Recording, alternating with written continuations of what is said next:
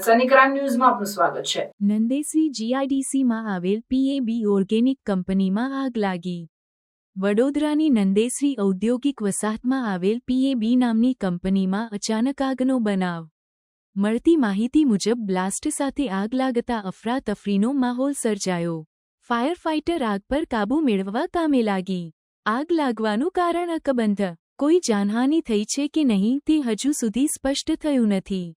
આજરોજ સવારમાં અમારે કંપની હું સોડિયમ મેટલમાં છું એટલે કલ્પસૂત્ર કેમિકલમાં અને એ કલ્પસૂત્ર કેમિકલ અમે બહાર 10 વાગ્યાની આસપાસ હતા અને એક ધુમાડાની ખબર પડી એટલે અને ટેલિફોનિક પણ ખબર પડી કે ભાઈ કોઈક જગ્યાએ આગ લાગી છે।